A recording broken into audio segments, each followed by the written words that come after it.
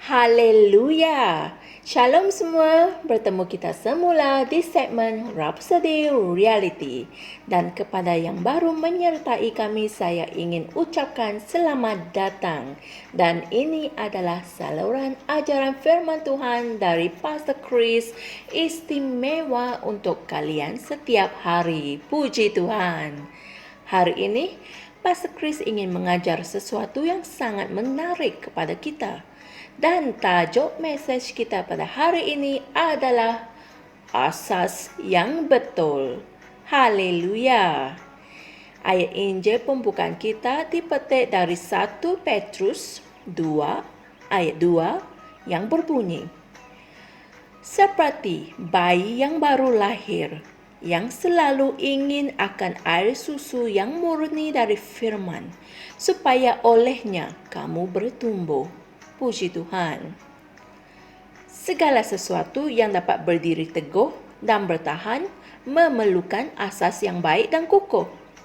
Oleh itu, setiap orang Kristian mesti mempunyai asas yang betul dari firman Tuhan dan ajaran Kristus. Haleluya.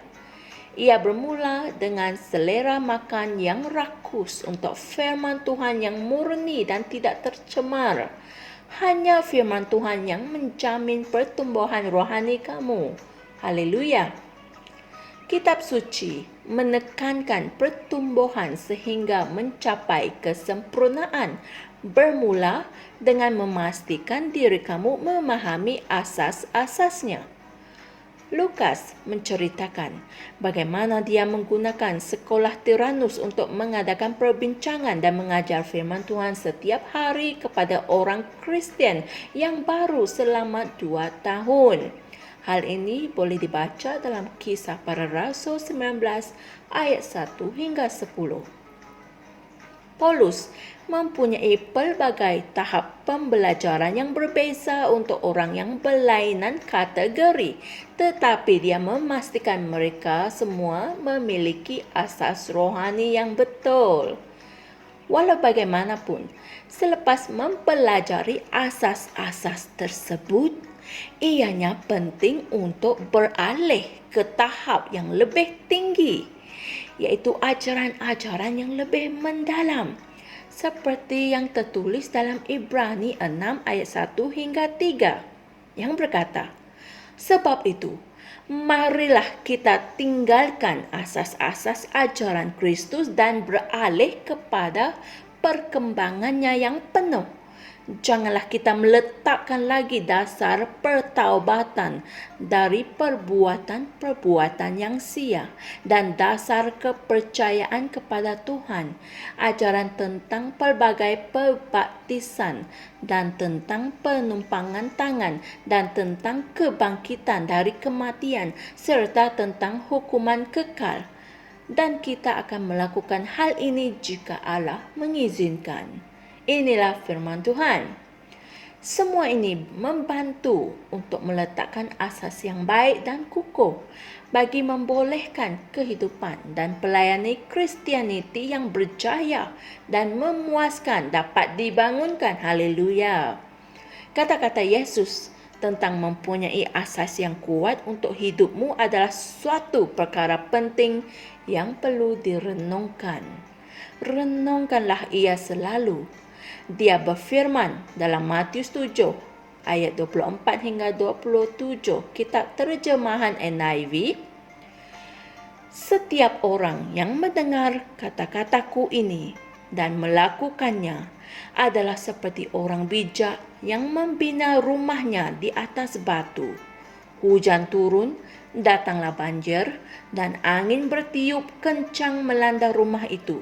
Tetapi rumah itu tidak roboh, sebab ia berasaskan batu. Tetapi setiap orang yang mendengarkan kata-kataku ini dan tidak melakukannya adalah seperti seorang bodoh yang membina rumah di atas pasir.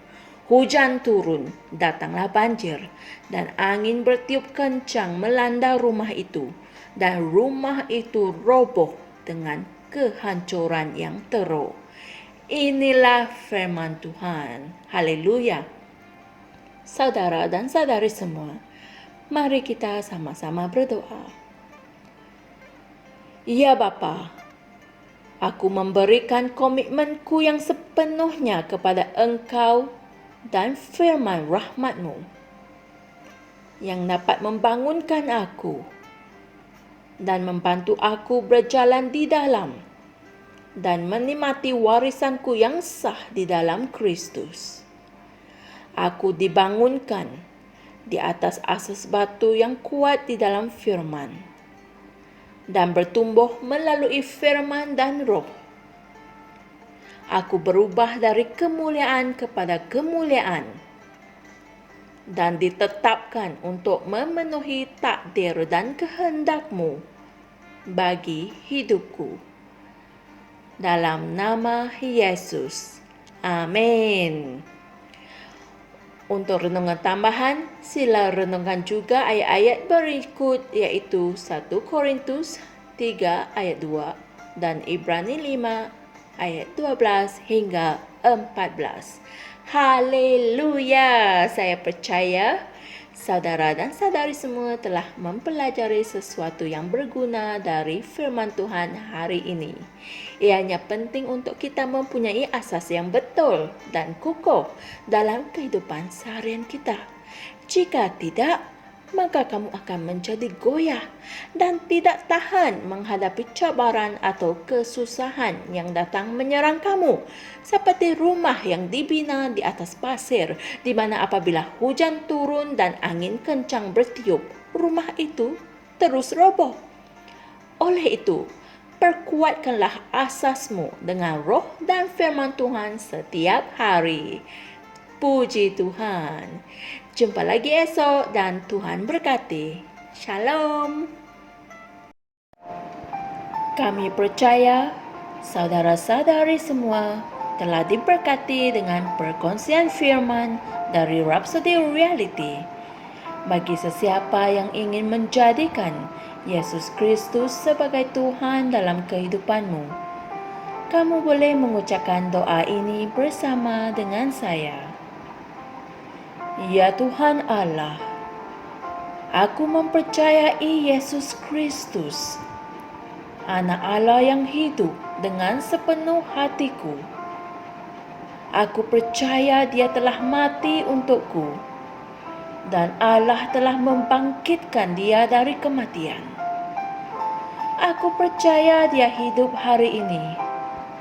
Aku mengaku dengan mulutku bahwa Yesus Kristus adalah Tuhan dalam hidupku mulai dari hari ini.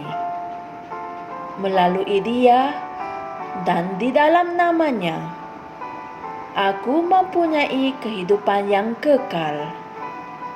Aku telah dilahirkan semula.